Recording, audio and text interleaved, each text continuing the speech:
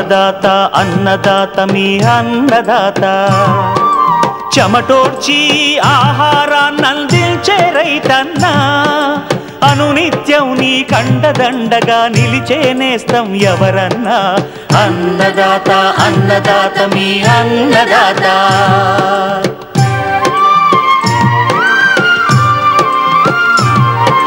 నూతన రీతుల సాగుబడికి నూరింతలు పెరిగే దిగుబడికి సూచనలిచ్చే సస్య రక్షణకు పశు పోషణకి శాస్త్ర విజ్ఞానం అందించి ముందుకు నడిపే తెలుగు రైతు భారతదేశానికి మకుటం అయ్యేలా తీర్చిదిద్దే ఆశయంతో మిమ్ము మేలు కొలిపేది అన్నదాత అన్నదాత అన్నదాత మీ అన్నదాత అన్నదాత అన్నదాత మీ అన్నదాత. అన్నదాత ప్రేక్షకులకు నమస్కారం. ఈనాటి ముఖ్యాంశాలు: వరి మాగాణుల్లో అపరాల సాగు మెలకువలు, ప్రస్తుత వాతావరణంలో మిరపను నష్టపరుస్తున్న చీడపీడలు నివారణ, ఇంకా జై కిసాన్ వ్యవసాయ సమాచారం.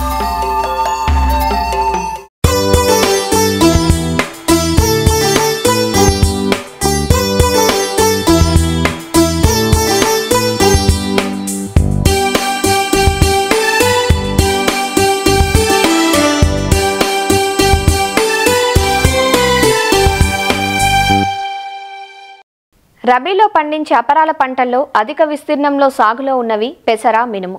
ఈ కాలంలో కృష్ణా గోదావరి డెల్టా రైతులు వరి మాగాణుల్లో అపరాలు పండించడం పరిపాటి. వరి కోయడానికి 2-3 రోజుల ముందుగానే విత్తనాన్ని వెదజల్లుతారు. భూమిలో ఉన్న తేమని, సారాన్ని ఉపయోగించుకొని గింజ మొలకెత్తుతుంది.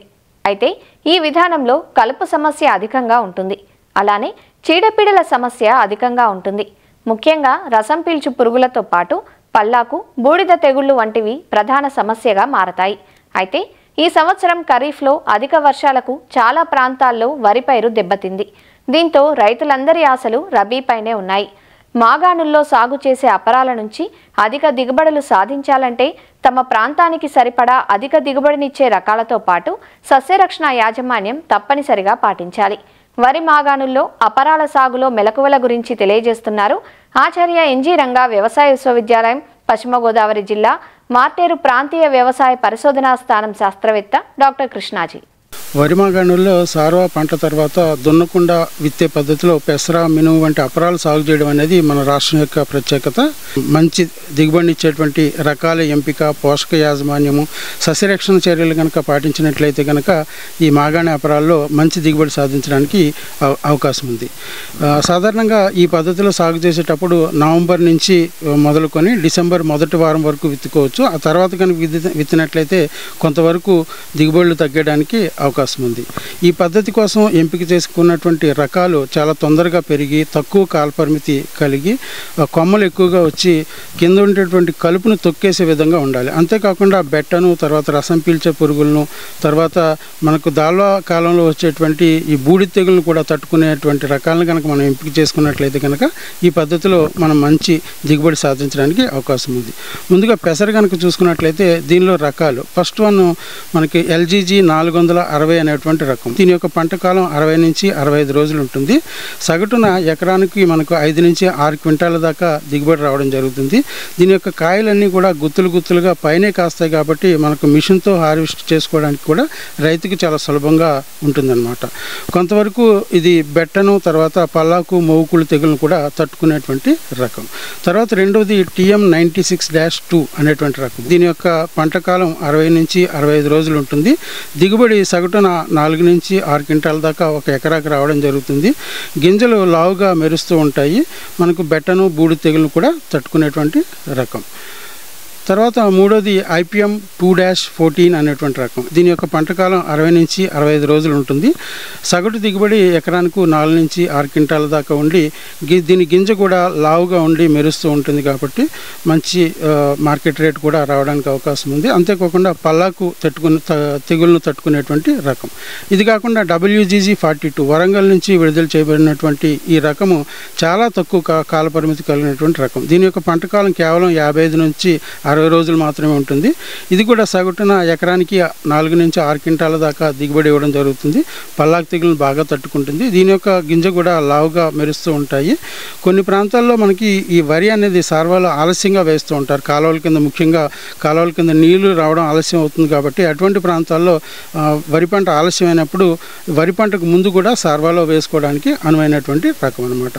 ఇది కాకుండా మనకి LGG 574 అనేటువంటి ఒక రకం కూడా ఉంది. దీని యొక్క పంట కాలం 65 నుంచి 70 రోజులు. దిగుబడి సగటున ఎకరానికి 6 నుంచి 7 క్వింటాల దాకా రావడం జరుగుతుంది. పల్లాకు తెగులను బాగా తట్టుకునేటువంటి రకం, అధిక దిగుబడిని ఇచ్చేటువంటి రకం. ఇది కూడా ఒకేసారి కోతకు రావడం వల్ల రైతుకు చాలా అనువుగా ఉంటుందన్నమాట. తర్వాత LGG 607 అనేటువంటి రకం. దీని యొక్క పంట కాలం కూడా 60 నుంచి 65 రోజులు. సగటు దిగుబడి 6 నుంచి 7 క్వింటాలు. పల్లాకు తెగులను బాగా తట్టుకుంటుంది. ఇది కాకుండా 2023 సంవత్సరంలో విడుదల చేయబడిన LGG 630, LGG 600 అనేటువంటి ఈ 2 రకాలు కూడా మనకు మంచి దిగుబడి ఇచ్చేటువంటి రకాలు. సగటున ఎకరానికి 6 నుంచి 7 క్వింటాల దాకా దిగుబడి ఇచ్చి పల్లాకు తెగులను బాగా తట్టుకునేటువంటి రకాలు. లాస్ట్ ఇయర్ అంటే 2024 సంవత్సరంలో మనకు LGG 610 అనేటువంటి ఒక రకం కూడా విడుదల చేయబడింది. ఈ రకం కూడా మనకు పంట కాలం 70 నుంచి 75 రోజులు ఉంటుంది. సగటు దిగుబడి ఎకరానికి 6 నుంచి 7 క్వింటాల దాకా ఉండి పల్లాకు తెగులను బాగా తట్టుకునేటువంటి రకం. దీని తర్వాత మనం మినుము కనుక చూసుకున్నట్లయితే మొదటిది LBG 752. ఈ రకం రైతులకు బాగా తెలిసినటువంటి రకము. దీని యొక్క పంట కాలం చూసుకున్నట్లయితే కనుక 75 నుంచి 80 రోజుల దాకా పంట కాలం వస్తుంది. పల్లాకు తెగులను కొంతవరకు తట్టుకుంటుంది. వరి మాగాణంలో ఆలస్యంగా వేసుకోవడానికి అనుకూలమైనటువంటి రకము. దీని యొక్క సగటు దిగుబడి ఎకరానికి 6 నుంచి 7 క్వింటాల దాకా ఉంటుంది. తదుపరి LGG 787 అనేటువంటి రకం. దీని యొక్క పంట కాలం 75 నుంచి 80 రోజులు. పల్లాకు తెగులను కొంతవరకు తట్టుకుంటుంది. దీని యొక్క కాయలు కూడా కణుపుల దగ్గర వచ్చి అధిక దిగుబడిని ఇచ్చేటువంటి రకం. సగటున ఎకరానికి 8 నుంచి 9 క్వింటాల దాకా దిగుబడి రావడం జరుగుతుంది. తర్వాత తిరుపతి పరిశోధనా స్థానం నుంచి విడుదల చేయబడినటువంటి TBG 104 అనేటువంటి ఇంకొక రకం ఉంది. ఇది కూడా 70-75 రోజుల్లో కోతకు వచ్చేటువంటి పాలిష్ రకము. దీని యొక్క దిగుబడి కూడా సగటున ఎకరానికి 8 నుంచి 9 క్వింటాల దాకా ఉంటుంది. GBG 1.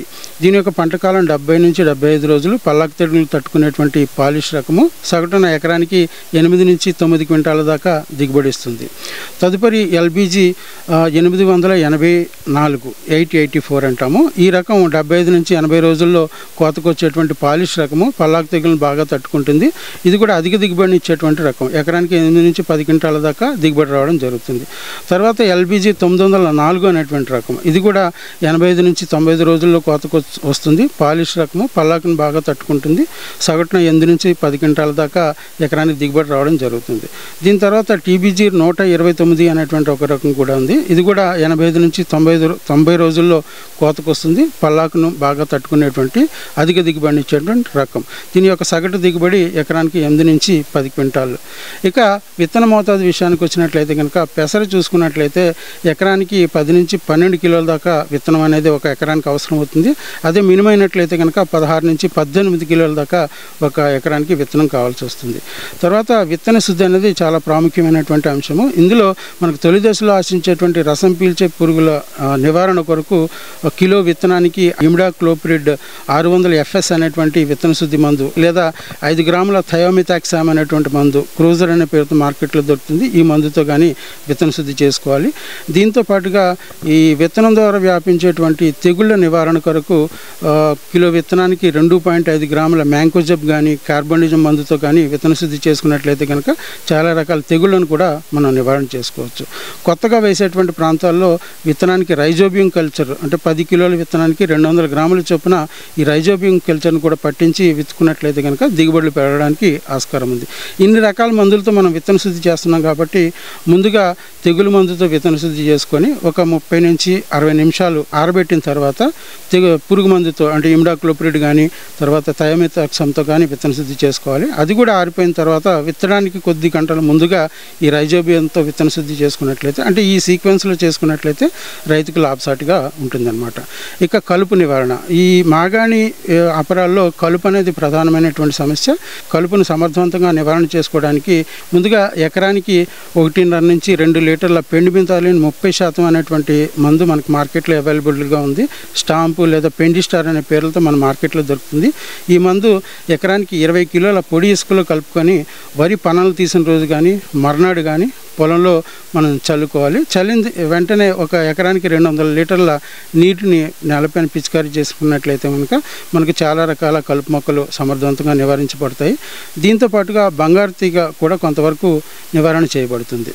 మాగాణి మన మినుములో మనకు ఊదా, చిప్పెర, తర్వాత గరిక లాంటి గడ్డి జాతి కలుపు అనేది ప్రధానంగా సమస్య. కాబట్టి దీని నివారణ కోసం ఎకరానికి 250 మిల్లీలీటర్ల ఫినాక్సాప్రాప్ ఇథైల్ 9% మందు అంటే విప్సోపర్ అనే పేరుతో మార్కెట్లో దొరుకుతుంది. ఈ మందు కానీ లేదా ఎకరానికి 400 మిల్లీలీటర్ల క్విజలోఫాప్ ఇథైల్ అనేటువంటి మందు టర్గాసోపర్ అనే పేరుతో మార్కెట్లో దొరుకుతుంది.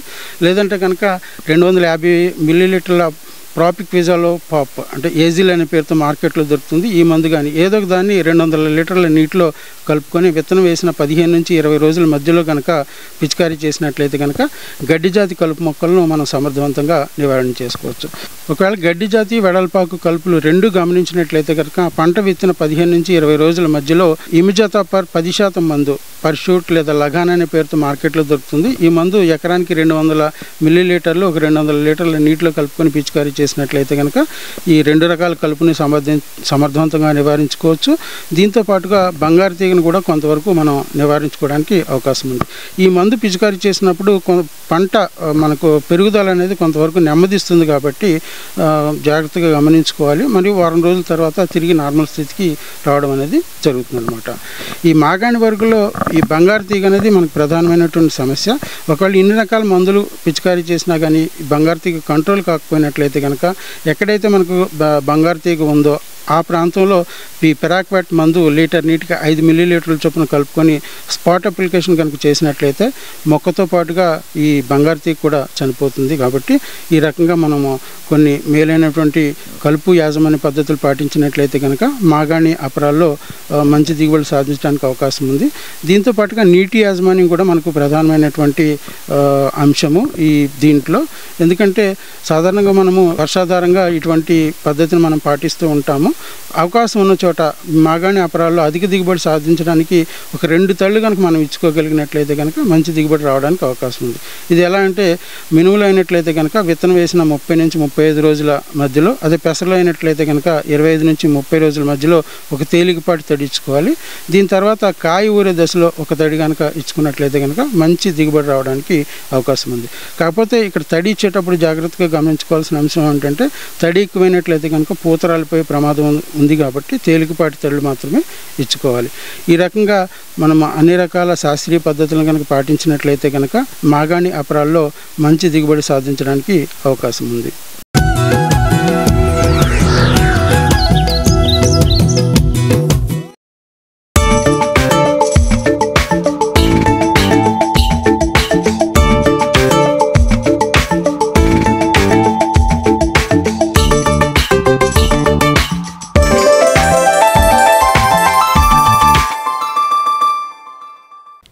వాణిజ్య పంటల్లో ఎగుమతి అవకాశాలు మెండుగా ఉన్న పంట మిరప.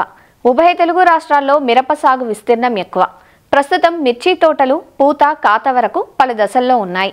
రాత్రిపూట చల్లని వాతావరణం, పగటి వేళల్లో ఉండే ఉష్ణోగ్రతలు, మధ్య మధ్యన కురుస్తున్న వర్షాలు వంటి విపరీత వాతావరణ పరిస్థితుల్లో మిరపలో చీడపీడల ఉధృతి పెరిగింది. రసం పీల్చు పురుగులు ఆకుముడతను కలిగిస్తుండగా లద్దె పురుగులు కాయను తొలిచివేస్తున్నాయి.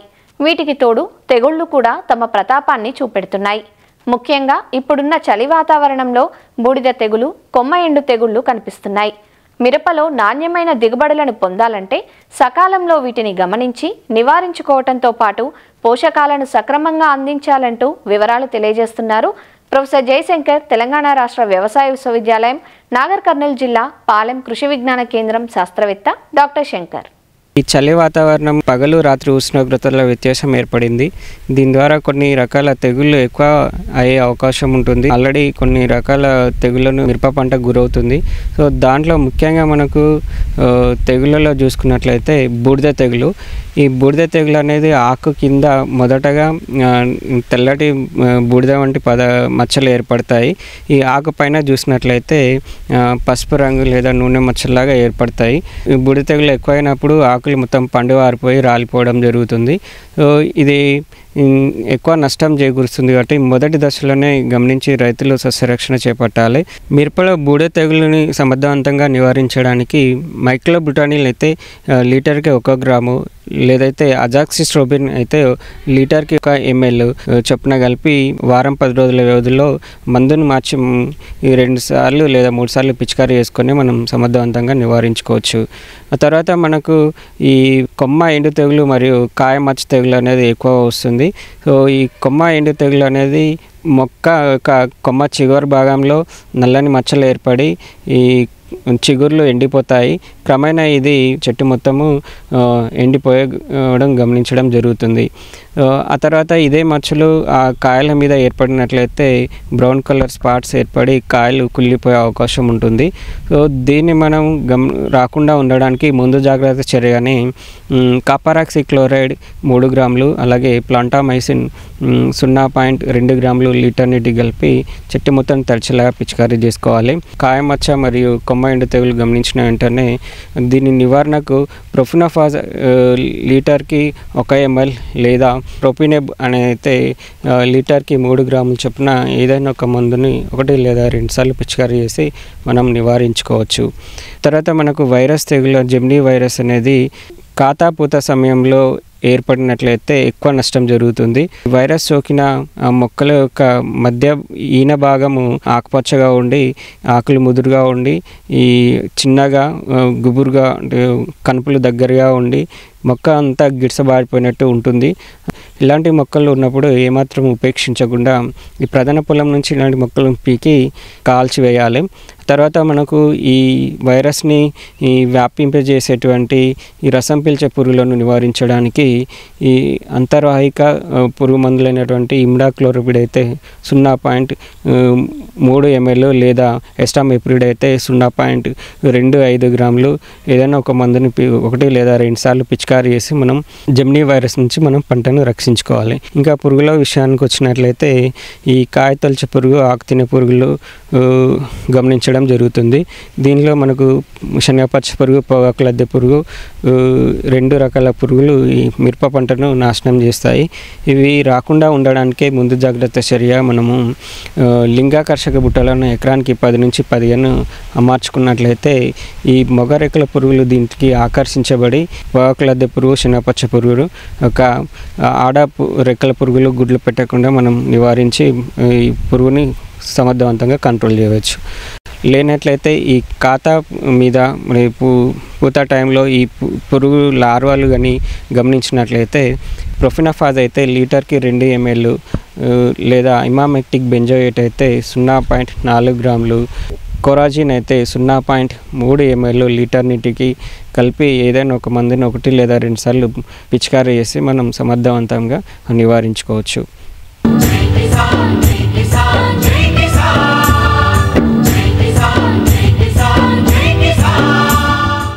వ్యవసాయ సమాచారం ఇప్పుడు జై కిసాన్లో చూద్దాం.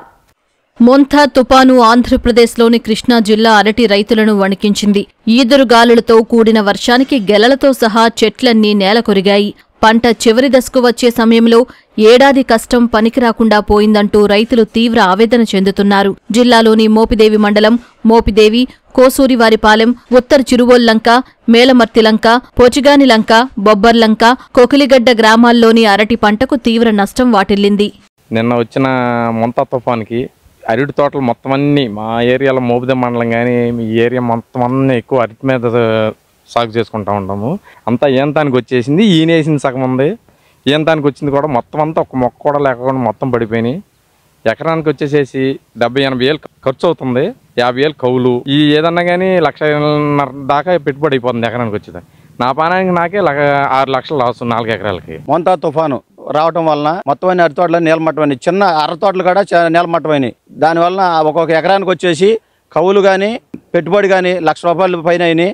మళ్ళీ వాసాలు కట్టించినందుకు కానీ వీటికి కానీ మళ్ళీ ₹1,00,000 మొత్తం ₹2,00,000 దాకా నష్టపోయారు. కాబట్టి ప్రభుత్వం దీన్ని అంచనా వేసి రైతులకి అదేవిధంగా కవులు చేసుకునే వాళ్ళ కౌలు రైతులు కూడా నష్టపరిహారం ఇవ్వాల్సిందిగా కోరుతున్నాం. మొత్తం కోల్పోయాము, మళ్ళీ పైరేసుకోవాలంటే మా దగ్గర ఏమీ ఓపిక లేవు. గవర్నమెంట్ ఆదుకోవాలండి మమ్మల్ని. కూరగాయలండి మాది.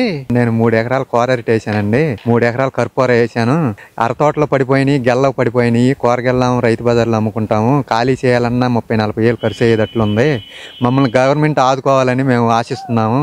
నెల్లూరు జిల్లాలో తుపాను ప్రభావంతో 2 రోజులుగా కురుస్తున్న ఎడతెరిపిలేని వర్షాలకు 12 మండలాలలో 3,300 ఎకరాలలో కోతకు వచ్చిన వరి పంటకు నష్టం వాటిల్లింది. ప్రధానంగా మెట్ట ప్రాంత మండలాలైన కలువాయి, చేజర్ల, అనంతసాగరం, ఉదయగిరి, దొత్తలూరు మండలాలలో అధిక నష్టం వాటిల్లింది.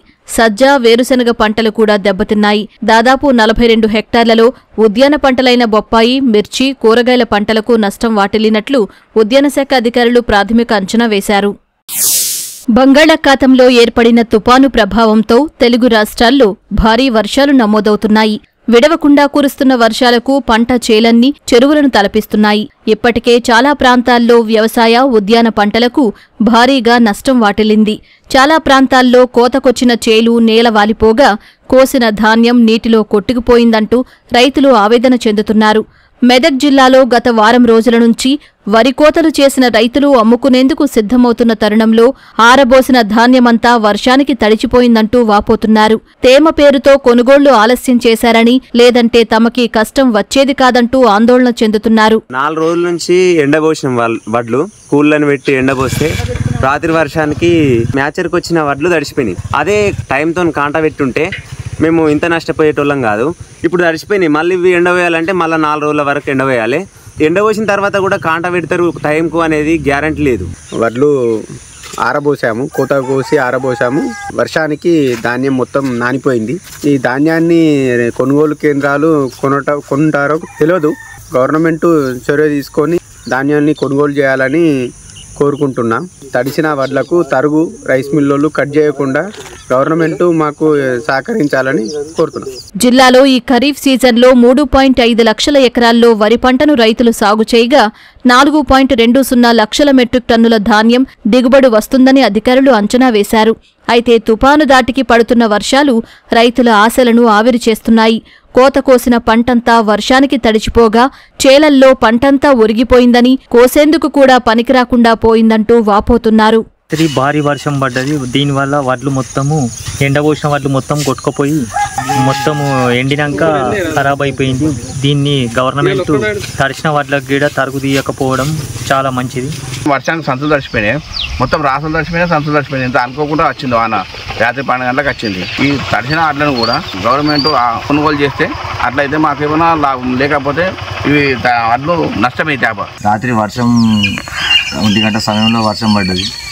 ఆ వర్షానికి మొత్తం పొలమంతా నీర కొరిగింది. మొత్తం అది ఇప్పుడు కొయ్యాలంటే చేతకు రాదు. మిషన్ కొయ్యాలన్నా చైన్ మిషన్ నడవాలి. ఆ చైన్ మిషన్ కూడా ఇప్పుడు కొయ్యాలంటే సగం వడ్లు కిందనే పోతాయి. ప్రభుత్వం ఏమైనా సహకారం చేయాలని, ఈ ఉన్న 2 ఎకరాలు మొత్తం అడ్డం పడ్డది. ఏమన్నా ప్రభుత్వం సహకారం చేయాలని కోరుతున్నాం. తడిచిన ధాన్యాన్ని ఎలాంటి షరతులు లేకుండా ప్రభుత్వం కొనుగోలు చేయాలని, అలానే పంట నష్టపోయిన ప్రాంతాల్లో పరిహారం అందించాలంటూ బాధిత రైతులు కోరుతున్నారు.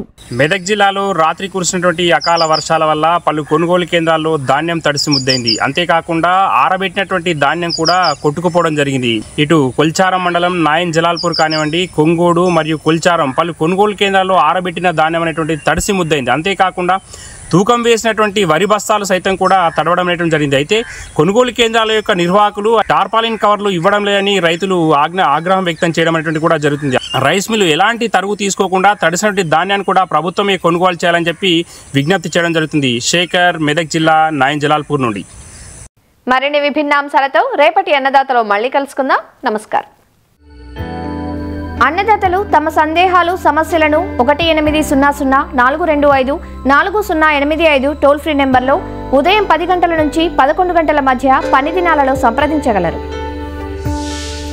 ఈ కార్యక్రమాన్ని యూట్యూబ్లో www.youtube.com/annadaata ETV లింక్ ద్వారా వీక్షించవచ్చు.